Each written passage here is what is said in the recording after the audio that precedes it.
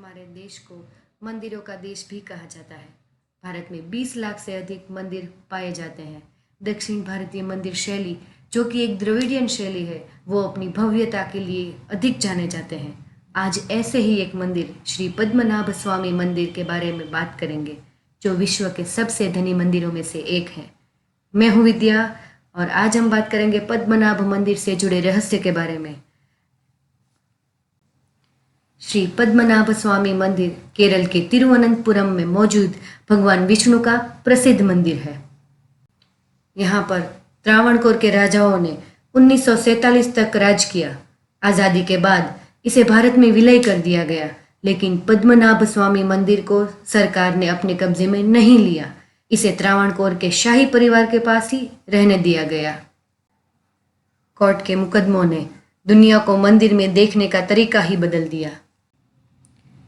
भारत के केरल में सन 2011 में श्री पद्मनाभ स्वामी मंदिर की सुरक्षा उस वक्त कड़ी कर दी गई जब यहाँ सर्वोच्च न्यायालय के आदेश पर मंदिर के तहखाने में बने 5 खुफिया दरवाजे खोल दिए गए, जो सदियों से बंद थे, और हर दरवाजे के पार उन्हें सोने और चांदी के अंबार मिलते गए, जिनकी अनुमानित कीमत करीब 2200 करोड़ डॉलर थी। जून 2011 में सुप्रीम कोर्ट ने पुरातत्व विभाग और अग्निशमन सेवाओं के अधिकारियों को मंदिर के गुप्त कक्षों को खोलने का निर्देश दिया। अदालत के द्वारा उद्देश्य रखने के लिए दरवाजों को ए से लेकर एफ तक लेबल किया गया। रिपोर्ट किए गए 8 वोल्टों में से केवल 5 छोटे खोलने के साथ अब तक मिले खजाने को सोने के आइटम का सबसे बड़ा संग्रह माना जाता है। लेकिन जब वे आखिरी चैम्बर बी पर पहुंचे तो उसे खोलने में नाकाम हो गए। वहां 3 दरवाजे थे। पहला दरवाजा लोहे के झंडे से बना था, दूसरा लकड़ी से बना एक भारी दरवाजा है, और अंतिम दरवाजा लोहे का बना बड़ा ही मजबूत दरवाजा है जो बंद है और उसे खोला नहीं जा सकता, क्योंकि उस पर लोहे के 2 नाग बने हैं और वहाँ चेतावनी लिखी है कि इसे अगर खोला गया तो अंजाम बहुत बुरा होगा। 17 जुलाई 2011 में पहले 5 कक्षों को खोलने के बाद टीपी सुंदरराजन, यानी वे शख्स जिन्होंने इन दरवाजों को खोलने के लिए अदालत में याचिका दी थी, पहले वे बीमार पड़े और फिर उनकी मौत हो गई। अगले ही महीने मंदिर प्रशासन ने यह चेतावनी जारी कर दी कि यदि किसी ने भी इस अंतिम कक्ष को खोलने या खुलवाने की कोशिश की तो अंजाम बहुत बुरा होगा। इस पर न तो ताले लगे हैं, न ही कोई कुंडी। कहा जाता है कि उसे एक मंत्र से बंद कर दिया गया है, मगर वो मंत्र क्या है ये कोई नहीं जानता। वह चेंबर एक अनोखे शाप से ग्रस्त है। यदि कोई भी उस चेंबर के दरवाजे तक जाने का प्रयास करता है तो वह बीमार हो जाता है, यहाँ तक उसकी मौत भी हो सकती है। आखिरकार मंदिर की संपत्ति का जायजा लेने वाली 7 विशेषज्ञ की टीम ने चैम्बर बी के उद्घाटन या खोलने के निर्णय को स्थगित करने का फैसला किया। खोले गए दरवाजों में से सोने के मुकुट, हीरे, कीमती पत्थर, सोने की कुर्सियां, हजारों सोने के बर्तन और भी कई कीमती वस्तुएं प्राप्त हुई है। ये खजाना त्रावणकोर के महाराज का बताया जाता है। भगवान विष्णु को समर्पित पद्मनाभ मंदिर त्रावणकोर के राजाओं ने बनवाया था। मंदिर का निर्माण राजा मार्तंड ने करवाया और महाराज मार्तंड वर्मा ने खुद को पद्मनाभ दास बताया। इसके बाद शाही परिवार ने खुद को भगवान के चरणों में समर्पित कर दिया। माना जाता है कि इसी वजह से त्रावणकोर के राजाओं ने अपनी दौलत पद्मनाभ मंदिर को समर्पित कर दी।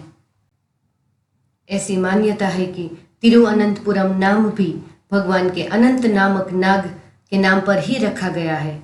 यहाँ पर भगवान विष्णु की विश्राम अवस्था को पद्मनाभ कहा जाता है। सबसे पहले इस स्थान से विष्णु भगवान की प्रतिमा मिली थी, जिसके बाद यहाँ पर मंदिर का निर्माण किया गया। मंदिर का महत्व यहाँ के पवित्र परिवेश से और भी बढ़ जाता है। मंदिर के प्रवेश के लिए पुरुषों को धोती तथा स्त्रियों को साड़ी पहनना अनिवार्य है। इस मंदिर में हिंदुओं को ही प्रवेश मिलता है। मंदिर का गोपुरम द्रविड़ शैली में बना हुआ है। पद्मनाभ स्वामी मंदिर दक्षिण भारतीय वास्तुकला का अद्भुत उदाहरण है। मंदिर का परिसर बहुत विशाल है, जो कि 7 मंजिला ऊंचा है। गोपुरम को कलाकृतियों से सुसज्जित किया गया है। मंदिर के पास ही सरोवर है, जो पद्म तीर्थ कुलम के नाम से जाना जाता है। मंदिर के गर्भगृह में नगीना पर लेटे अनंत या आदि 5 सांपों पर लेटे भगवान विष्णु हैं। भगवान का दाहिना हाथ एक शिवलिंगम के ऊपर रखा गया है। देवी लक्ष्मी और भूदेवी विष्णु की 2 पत्नियां अपने कक्ष में है। भगवान की नाभि में से निकलते कमल पर ब्रह्मा उभरते हैं। देवता को सालिलग्राम से बनाया गया है। ये सालिलग्राम नेपाल के गंडक नदी के किनारे होता है। विमानम के सामने के मंच और जहाँ देवता विश्राम कर रहे हैं, दोनों एक ही विशाल पत्थर से तराशा गया है। देवता 3 दरवाजों के माध्यम से दिखाई देते हैं। पहले दरवाजे के माध्यम से हाथ नीचे भगवान शिवलिंगम की ओर दर्शन देते हैं। दूसरे दरवाजे से भगवान की नाभि से निकलते हुए कमल पर ब्रह्मा दिखाई दे रहे हैं। तीसरे दरवाजे के माध्यम से भगवान के पांव, भूदेवी और मार्कंड मुनि दिखाई पड़ते हैं। मंदिर में एक स्वर्ण स्तंभ भी बना हुआ है, जो मंदिर के सौंदर्य में इजाफा करता है। मंदिर के गलियारे में अनेक स्तंभ बनाए गए हैं, जिन पर सुंदर नक्काशियां की गई हैं, जो इसकी भव्यता में 4 चांद लगा देती है। मंदिर में धूप दीप का प्रयोग एवं शंखनाद होता रहता है, जिससे मंदिर का वातावरण मनमोहक एवं सुगंधित रहता है। मंदिर में हर वर्ष 2 महत्वपूर्ण उत्सवों का आयोजन किया जाता है, जिनमें से एक मार्च एवं अप्रैल माह में, दूसरा अक्टूबर एवं नवंबर माह में मनाया जाता है। मंदिर के वार्षिकोत्सव में लाखों की संख्या में श्रद्धालु भाग लेते हैं तथा प्रभु पद्मनाभ स्वामी से सुख शांति की कामना करते हैं। यहाँ से अपार मात्रा में लक्ष्मी की प्राप्ति होने के कारण भारत के प्रमुख वैष्णव मंदिरों में शामिल है। यह ऐतिहासिक मंदिर तिरुवनंतपुरम के कई पर्यटक स्थलों में से एक है।